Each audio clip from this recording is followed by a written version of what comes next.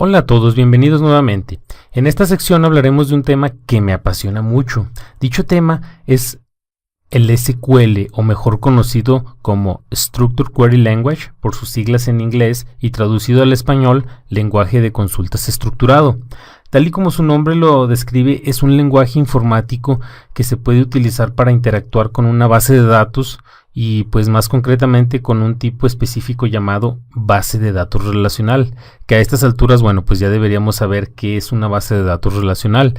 Aprender SQL no solo nos va a servir para trabajar con MySQL, quiero que sepas esto, son temas que nos van a servir para todas las bases de datos existentes en el mercado, en este caso, bueno, pues las que soporten el lenguaje SQL, ya que es un lenguaje pues que es estándar por haberse visto consolidado por el Instituto de Normas ANSI y por organizaciones de estándares internacionales como lo es ISO. El lenguaje SQL está compuesto por comandos, cláusulas, operaciones y funciones de agregado.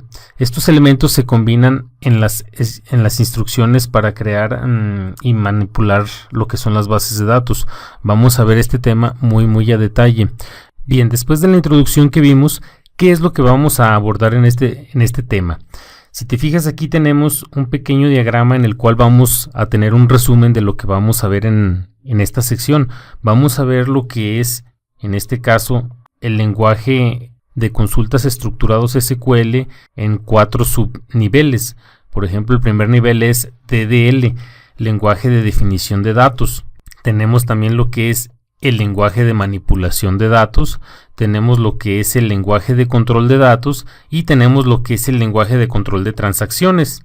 Si entramos a lo que es el DDL, el lenguaje de definición de datos, tal vez ya conozcas algunos de estas instrucciones, por ejemplo lo que es create, que crea nuevos objetos en el diccionario de datos. Ya sabemos lo que es un diccionario de datos, en este caso es la definición de lo que son tablas, procedimientos, vistas, triggers, etcétera. Ya estuvimos viendo ejemplos de cómo crear, por ejemplo, una base de datos, una tabla, o crear, por ejemplo, constraints a partir de la instrucción create, la cual pertenece a lo que es DDL, el lenguaje de definición de datos. Por otro lado tenemos la instrucción alter, que en este caso modifica la estructura de los objetos. ¿De cuáles objetos? De los que acabamos de crear, o más bien de los que podemos crear con la instrucción create. Vamos a ver a detalle cómo utilizar este comando para alterar o para modificar la estructura de estos objetos.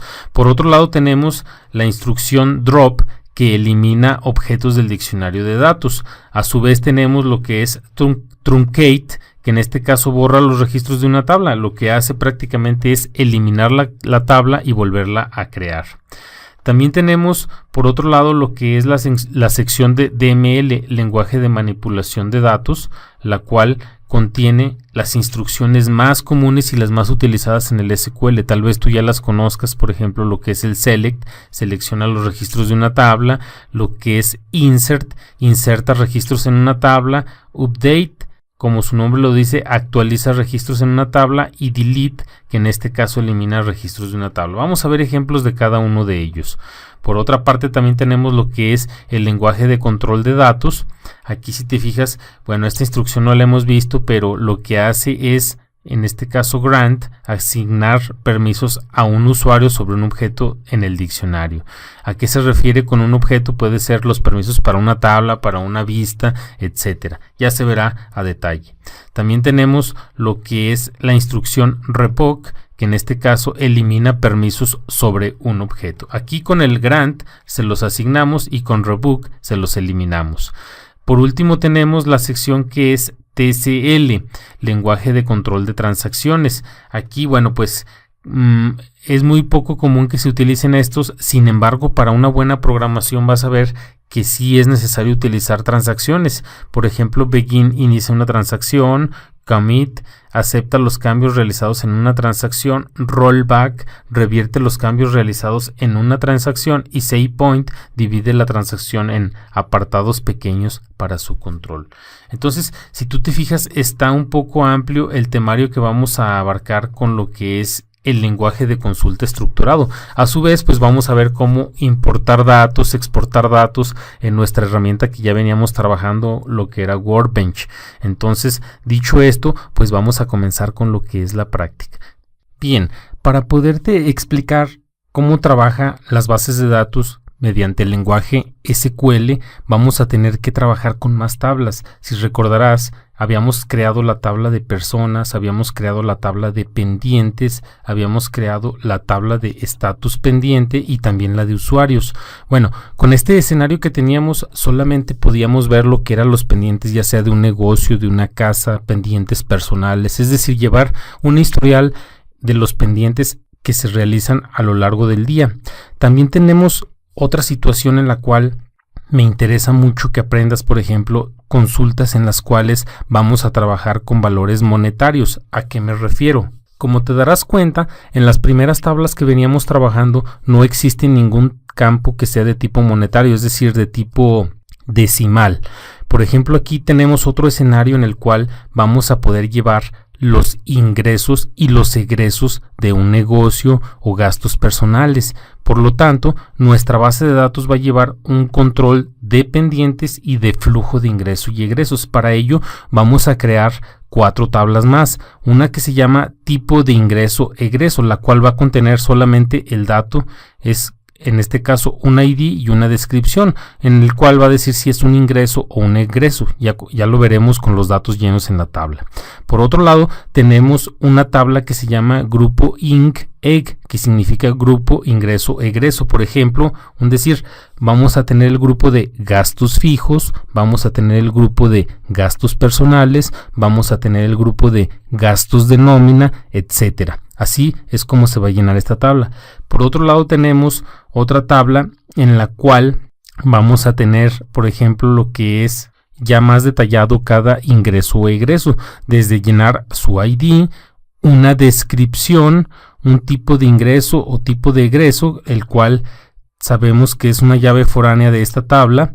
Por otro lado, también tenemos aquí el ID del grupo de ingreso-egreso, que sabemos que es una llave foránea de la tabla grupo ingreso-egreso. Esto para saber a qué grupo pertenece el gasto que estamos declarando. Por otro lado, tenemos las observaciones que son opcionales y son de tipo varchar de 50. Y ya por último vamos a tener la tabla donde se va a guardar a detalle cada uno de las entradas y salidas de dinero.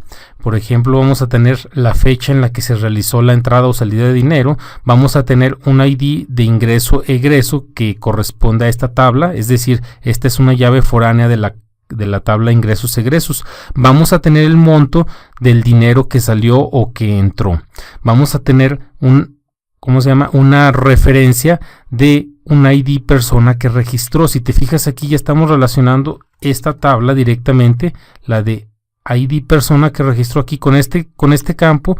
Vamos a saber qué persona hizo o realizó el gasto, o que lo registró más bien, y por otro lado un campo de observaciones. Bien, para poder hacer todo esto yo voy a crear la base de datos como la venía haciendo con código fuente en mi ID Workbench. Nos pasamos a la siguiente pues. Bien, aquí en pantalla tú ya tienes el código fuente que vamos a utilizar para crear las 4 tablas de las que te hablaba. Como primer paso, bueno, pues tenemos que vamos a crear la primer tabla. En este caso vamos a crear la tabla que se llama tipo INC-EG, es decir, el tipo de ingreso o egreso, en la cual decíamos que tenía un ID, una descripción, y la primary key venía siendo lo que es el ID. Por otro lado tenemos la otra tabla. Voy a contraerlas para que se vean más claras. La segunda tabla que vamos a crear va a ser la tabla de grupo INC-EG, es decir, grupo de ingreso o egreso. Recordábamos que tenía un ID, en este caso ese ID va a ser la primary key. Por otro lado también tenemos lo que es la descripción y las observaciones que corresponden a ese grupo de ingreso o egreso que vamos a crear, el cual que te comentaba que podría ser, por ejemplo, el grupo de los ingresos fijos, el grupo de los egresos fijos, el grupo de gastos, por ejemplo, de vehículos, gastos personales, gastos del negocio, etcétera. Es como un grupo nada más para agrupar, valga la redundancia, lo que son nuestros ingresos o egresos.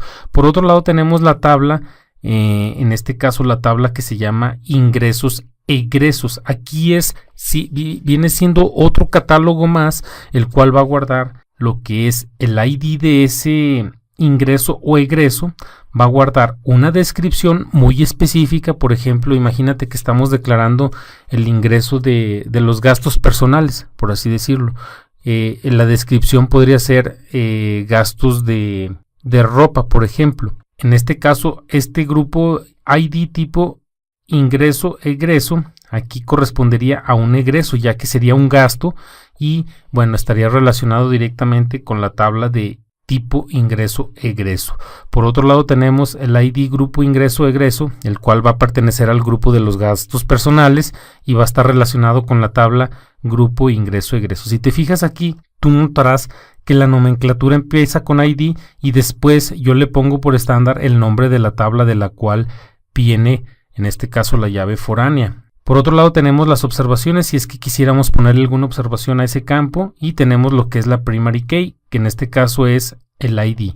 Y ya por último, si te fijas aquí, ponemos muy marcadas los dos constraint o las dos llaves foráneas con quien tienen referencia. Por ejemplo, aquí le estoy diciendo FK de foreign key tipo ingreso-egreso, la cual nos dice que la llave foránea de esta tabla es el ID tipo ingreso-egreso. Si te fijas aquí, ID tipo ingreso-egreso viene siendo este campo y le estoy diciendo, este es la llave foránea y tiene una referencia directa con lo que es la tabla tipo ingreso-egreso, específicamente con su ID. Por otro lado, pues tenemos ya el último constraint que también hace referencia al grupo de ingreso-egreso, misma situación. Ya una vez que ya tenemos esta tabla, aquí ya tenemos nuestros 3 catálogos con los cuales vamos a trabajar lo que son nuestros ingresos y egresos. Por último tenemos aquí, por ejemplo, una tabla en la cual ya va a ir el detalle de todos esos ingresos y egresos. Para poder registrar una entrada o salida de dinero necesito un ID, como todas las tablas que hemos venido trabajando. Necesitamos la fecha de entrada o salida de ese monto de dinero. También necesitamos saber a qué tipo de ingreso o egreso pertenece.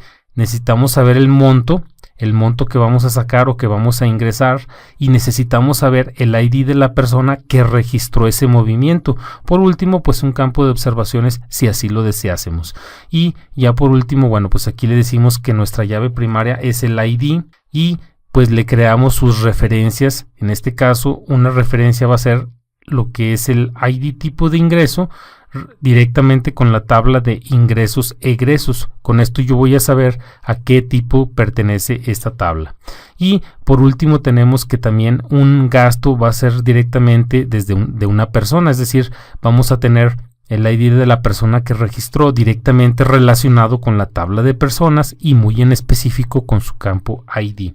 Bien, dicho esto, pues vamos a crear nuestras tablas ejecutando nuestro query. Nuestro query se refiere a lo que es nuestra consulta. Si te fijas aquí, actualmente si yo refresco mi base de datos, aquí no tenemos más que 4 tablas con las que veníamos trabajando. Ahora voy a ejecutar esta instrucción. Si te fijas aquí en la parte de abajo, bueno, pues ya me está indicando que no hubo ningún error y que fueron afectadas todas las instrucciones que yo ejecuté. Vamos a refrescar nuevamente nuestra base de datos. Consultamos las tablas y si te fijas ahora ya tenemos no solo 4 sino tenemos 8 tablas. Bien, nuestro diagrama final queda de la siguiente manera. Este diagrama tú ya recordarás cómo se genera. Si no estás seguro de cómo generarlo, te recomiendo ver el video anterior en el cual explico cómo generar este diagrama. Aquí si te fijas tenemos dos tablas que son las principales. En una de ellas vamos a registrar lo que son las entradas y salidas de dinero. En la otra vamos a registrar lo que son los pendientes. Alrededor de estas tablas, si tú te fijas, tenemos catálogos. Por ejemplo, la entrada y salida de dinero está relacionada con un catálogo que se llama ingresos egresos. Está relacionado directamente con un campo que, si te fijas, al colocar el cursor encima de las rayas que tenemos aquí, se nos ilumina de otro color los campos con los cuales están relacionadas esas dos tablas. Estas relaciones ya las habíamos creado con código fuente desde el momento en que creábamos el foreign key y lo que era el constraint. Si no recuerdas, vamos a verlo aquí. Esas relaciones son estas que tenemos aquí. Estas rayitas que tenemos dibujadas vienen siendo esta parte, pero ya de forma gráfica. Entonces tú ya con esto ya comprendes de dónde vienen estas relaciones. No me voy a entretener tanto en explicar lo que es la relación tabla por tabla, ya que ya la habíamos visto cuando estábamos creando las instrucciones SQL. Pero si te fijas aquí, de forma gráfica tenemos muy bien definidas todas esas y cada una de las relaciones. Te explico esto porque esta va a ser la base para poder comprender el curso que vamos a ver respecto a SQL. Bueno, entonces, por otro lado tenemos la tabla de pendientes. Un pendiente, por ejemplo, aquí vemos que tiene relación con esta tabla que es estatus pendiente, tiene relación directa también con las personas y tiene relación directa, bueno, ya esas son las únicas que tiene, ya a su vez las personas tienen relación, por ejemplo, con los usuarios y las personas tienen relación también, bueno, ya esta es otra relación con la entrada-salida de dinero, pero a lo que voy es de que aquí tú vas a ver en el centro las dos tablas que tienen el detalle de cada una de las transacciones que se van a generar, tanto entradas y salidas de dinero y pendientes. Y alrededor yo acomodé de forma gráfica cada uno de sus catálogos. Esto con el fin de que tú veas que, por ejemplo, para poder yo declarar un pendiente, yo necesito tener estatus de pendientes, necesito tener personas y necesito de tener a su vez usuarios. Si no existiera ninguna de estas tablas, yo no podría generar en este caso una relación aquí directa con esta tabla. Así es de que con esto, bueno, pues creo que ya tenemos más que entendido esta parte. Para poder llenar una tabla de detalle tenemos que tener nuestros catálogos llenos y tener una integridad entre las tablas. Ya lo verás con los ejemplos de inserción de datos que no podríamos insertar cualquier tipo de datos. Esto se va a comprender más cuando empecemos a ver lo que son las instrucciones SQL. Bien, con esto cerramos este video y ya en el siguiente vamos a aprender cómo llenar las tablas a partir de de archivos CSV y a su vez vamos a empezar a crear nuestras primeras instrucciones SQL. Nos vemos en el próximo video.